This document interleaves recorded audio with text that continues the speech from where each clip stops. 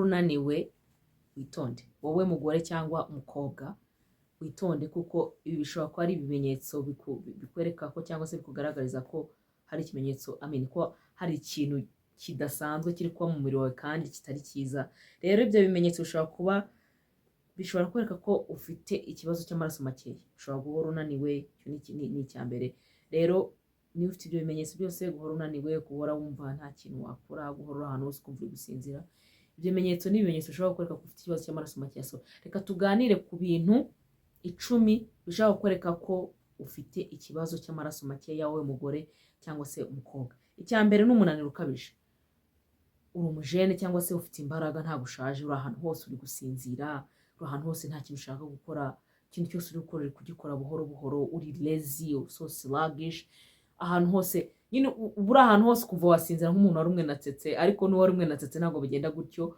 Rero icyo kintu ni icya mbere kuba uhora unaniwe bikabije, ni ikimenyetso cya mbere kikwereka ko ufite ikibazo cy'amaraso makeya. Kandi udafite amaraso makeya ariko n'ubuzima buba buri low life. Rero umunaniro ukabije ni ikimenyetso cyiza kikwereka ko ufite ikibazo cy'amaraso makeya. Ikindi cya kabiri ni uguhorana isereri n'umutwe udakira. Uhorana isereri, uhora urwaye umutwe, unlimited headache, dizziness, ibyo byose. Ariko uhora wibaza uti se kuki mporana ibintu byose? Icyo nacyo ni ikimenyetso kikwereka ko ufite amaraso makeya kandi ugomba gufatira hakiri kare. Uhorana isereri no guhorana umutwe udakira. Ikindi nacyo, kugira uruhu rusa n'umweru cyane cyangwa se uruhu rufite ibara risa n'iryijimye cyane bidasanzwe.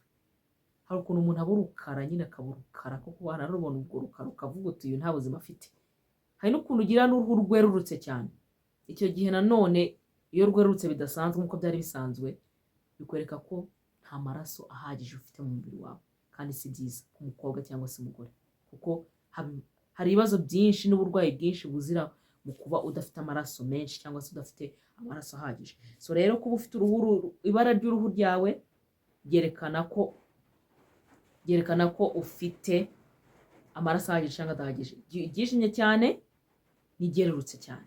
Ikindi ni uguhumeka nabi cyangwa guhumeka vuba vuba. Hari ukuntu umuntu ahumeka insigane cyangwa agahumeka nabi, uhora wumva ufatanye, wumva igihe hagifatanye, ukumva nyine ewana guhumeka biranze cyangwa bikanga, cyangwa ugahumeka vuba vuba insigane.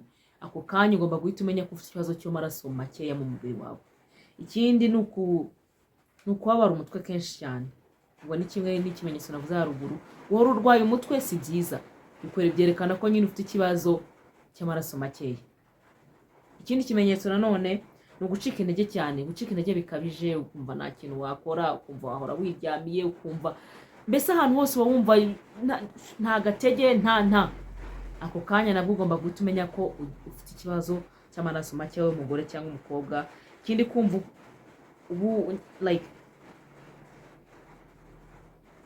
kumva ubukonje bwinshi ku bice bitandukanye by'umubiri, ku biganza no ku birenge. Hari ukuntu uryama ariko ukumva ibirenge birakonje, cyangwa se ukumva kenshi igihe kinini cy'ubuzima bwawe intoki ziba zikonje. Icyo nacyo ni ikimenyetso cyiza kikwereka ko ufite ikibazo cy'amaraso makeya. Ubwo niba ubifite, ubwo byose ndi kurondora haruguru, cyo gukora ndaje nikubwire mu kanya. Ikindi ni ugupfuka imisatsi kenshi. Hari ukuntu ubona umudamu cyangwa se n'umukecuru cyangwa se n'umukobwa urasokoza imisatsi igapfuka cyangwa se iranipfura. Nta cyabaye ariko iripfura, ntiwayogosha ariko iripfura. Icyo nacyo ni ikimenyetso gishobora kukwereka ko ufite ikibazo cy'amaraso makeya mu mubiri wawe. Ikindi ni ukutagira ubushake bwo kugihaguka ukumva ikindi ni ukutagira ubushake bwo kurya ukumva wajya ibintu nyine bitari ibiryo, amakara, ivu, amabumba, ibintu nk'ibyo. Rero ibyo byose mvuze haruguru ni ibimenyetso byerekana ko ufite ikibazo cy'amaraso makeya, anemia. Ni ibintu ugomba gukemura hakiri kare. Ni ibintu bitanahenze cyane. Bigomba guhera ku ifunguro urya n'ibyo ukorera umubiri wawe. Ibyo ushyira mu gifu cyawe bigenda ko ugomba kugira amaraso menshi cyangwa ugomba kugira amaraso makeya. Rero ibyo uha umubiri wawe, amafunguro y'umubiri wawe, ibyo uha umubiri wawe ngo unywe, nibyo bigomba kugena uko nyine ubwo bigomba kugenda uko umubiri wawe ugomba kugira amaraso menshi cyangwa amaraso makeya, kandi ntabwo ari ibintu bihenze.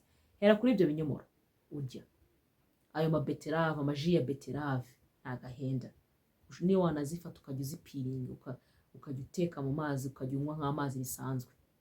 byongera amaraso. Ariko ikindi isombe, abantu mudakunda isombe, niba ufite ikibazo cy'amaraso makeya uri umukobwa cyangwa umugore, gerageza urye isombe. Isombe rijye riza mu ifunguro ryawe, ibe rimwe mu kwezi, gatatu mu kwezi, ariko ugerageze urye isombe kuko naryo riri mu bintu byongera amaraso vuba kandi bikerekana results vuba cyane.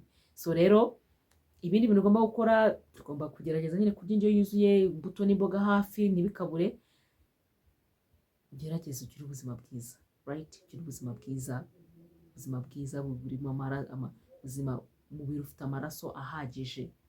Ubwo nibwo buzima bwiza, kuko ibi bintu tuzagenda tubibona mu biganiro bigiye bitandukanye. Ariko iyo ufite amaraso makeya mu mubiri wawe, hari ibintu byinshi, hari uburwayi bwinshi bihita bwuriraho kandi buri chronique, kandi budapfa gukira, nyine udapfa kwikura, ntabwo upfa kubwikura ubwo burwayi. So niba wakunze ikiganiro, liking, sharing, commenting ikindi kintu naza kuganirizaho, utarasubscribe